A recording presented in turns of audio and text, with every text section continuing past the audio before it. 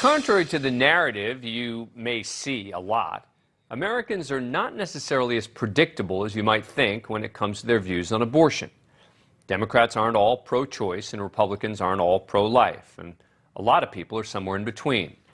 I know that may shatter the myth created by the partisan media, but it's true. When protests broke out across the country last month after the leaked Supreme Court draft opinion overturning Roe v. Wade, it was an endless cable news drumbeat of typically pro-conservative, pro-life conservatives talking to Fox News to cheer the decision and the 6 conservative Catholic justices, you'll understand in a moment why I'm citing their religion, versus outraged pro-choice Democrats talking to MSNBC and CNN. What you may not have seen, though, they were there, were groups like Catholics for Choice, a pro-choice advocacy group that disagrees with the Catholic Church's official views on abortion, and Democrats for Life of America, which says in its mission statement, our goal is to break the ideological mold of this country, recognizing both the failures of the Democratic Party and the Republican Party, while advocating specifically in the Democratic Party for a genuinely humane and progressive position on abortion that recognizes the rights of preborn children and their mothers. And though these groups may have gone unnoticed by most major news coverage, in the days after that draft leak, our NewsNation politics team flagged their presence at the protest to us. Obviously, these groups fly in the face of the conventional wisdom about who supports abortion and who opposes it.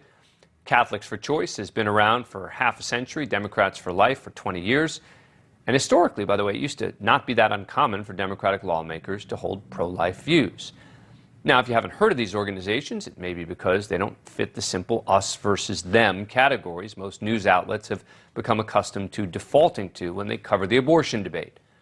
Nuanced doesn't make for the kinds of fireworks that pitting one side against the other often does. And so joining me now is Jamie Manson, president of Catholics for Choice, and Kristen Day, executive director of Democrats for Life of America. Welcome to both of you. Appreciate you coming on the show. All right, so Jamie, your views on abortion are clear from your organization's name and mission statement. Are you considered outcasts within the Catholic community, or do you think there may be more support for you than some publicly admit? Thank you for having me, Dan. There is absolutely a lot more support for us than I think the narrative tells. 68% of Catholics do not want to see Roe versus Wade struck down. 59% of Catholics believe abortion should be legal in all or most cases.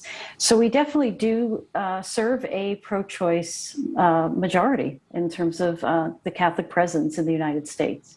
Kristen, let me ask you the same question. Are you considered outcasts within the Democratic Party? And do you think that there may be more support for your position within the Democratic Party than some admit? Yeah, absolutely. We are considered, in some cases, by national media particularly, that we are not pro-life, should be Republican, and we should not be in the Democratic Party at all. But when you look at the numbers, a majority of Americans and a majority of Democrats want to see reasonable regulation and reasonable limitations of abortion. So our position is very mainstream. And when you look at the Democratic Party, when you talk about protecting the vulnerable, protecting the preborn, or protecting the most vulnerable in society, when you look at a pregnant mother who is facing an unplanned pregnancy, who is more vulnerable than that, her and her unborn baby? And we think the Democratic Party would be more consistent to provide those protections and support for that mother and child. Let me go back to Jamie on the Catholics for Choice. Some may argue the reason you don't get highlighted enough in the media is because your views are not shared by the majority of Catholics, for example. What is your membership like? Again, the majority of Catholics agree with our position, and the polling has been very clear about that. It's been consistent for years. These are polls, by the Pew Forum, PRRI. So I think the issue is that the narrative is dominated by Catholic bishops, priests, and that does not reflect the landscape of Catholicism in this country. And again, going back to your organization, Kristen, does everyone in your organization identify themselves clearly as Democrats, and are they comfortable with the moniker Democrats for Choice? They are not comfortable with Democrats for Choice at all. most of our membership, they're very Sorry, Democrats for pro-life. life. They I'm believe sorry. that life. I'm sorry. Sure, You know what? Here's they the thing. I've gotten so upset. I'm confused by the media coverage, right? I can't even get my head straight around this because you guys are, are breaking the mold here. So even I'm getting it wrong. I'm sorry. Democrats. Right. Life. They're about a third of Democrats. A third of Democrats consider themselves pro-life. And a lot of our membership, for example, are going out and supporting climate change. We had one of our members want to try to organize a gun rally. So they're very active in democratic politics all over on a lot of different issues. And on this one, they are involved with us to try to change the party and bring our party to be more consistent with their position to protect the vulnerable in society. So we are wholeheartedly want to see the party focus on, particularly in a pro-role world, and looking at ways where we can find common ground, where we can find solutions, where we can support pregnant women, so we can give real choice to women who are facing these unplanned pregnancies. This is going to be critical once Roe is overturned, and our group has been advocating for this for 20 years of focusing really on the support side of things. Well, so let me ask starting you, with the governor of Pennsylvania. Yeah, let me ask you specifically about that on the support side of things, because you're right. That's typically an argument made by Republicans, right? Let's talk about supporting the mothers, et cetera. That also would seem like a pretty popular position to take generally, right? Which is advocating resources to try to support mothers as much as you can. Do you get pushback from fellow Democrats when you talk about that?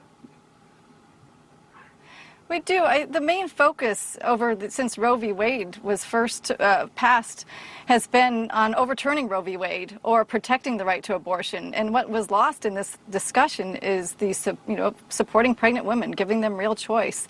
And it's been a real disappointment to see this go further when we have these extremes on both sides really pushing these bills, like in New Jersey and Connecticut, passing these bills to allow abortion up to 9 months.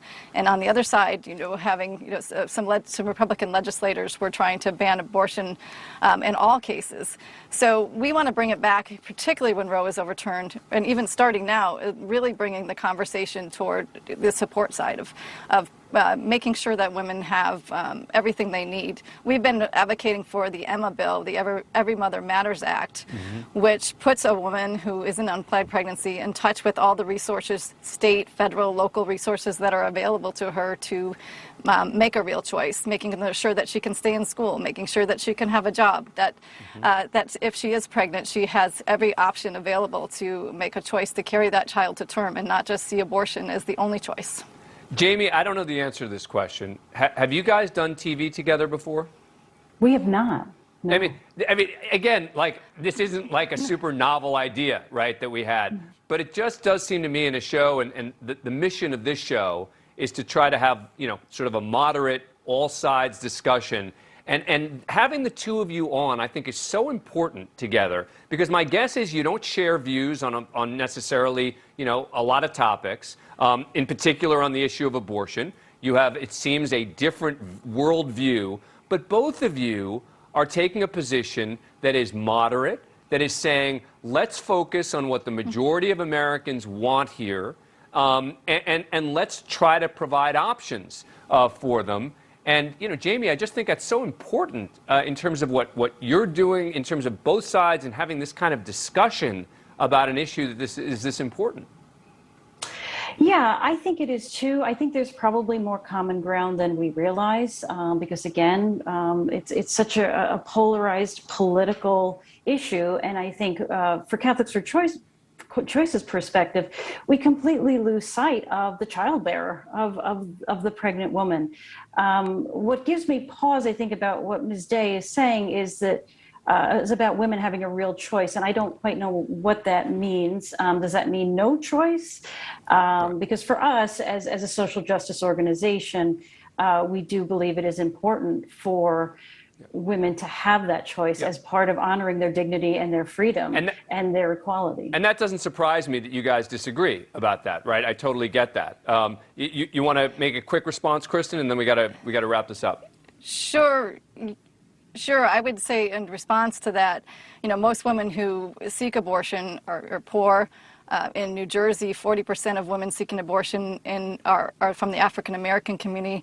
So they don't feel like they have a choice because abortions in New Jersey are paid for. That same commitment to providing women with the option to carry their child to term is not available. So we really need to make a concerted effort to make sure that they have, I said the real choice is that they can decide to have the baby instead of feeling like abortion is their only choice, which many women do feel. The truth is, I didn't really even want to have an abortion debate in terms of this conversation. I really wanted to just highlight what both of you are doing and saying, and to give you both an opportunity to explain what your organizations do, the mission statements behind them, and to say to the public, there is a way to have a conversation. And look at this. We've got a Catholics for Choice and a Democrats for Life on, and they don't agree, but yet we can have reasonable conversations and surprise people sometimes. Kristen Day and Jamie Manson, thank you both so much for taking the time. I appreciate it. Thank you, Dan. Thank you so much. Thank you for watching. Click the red subscribe button below so you can get more of NewsNation's fact-driven, unbiased coverage.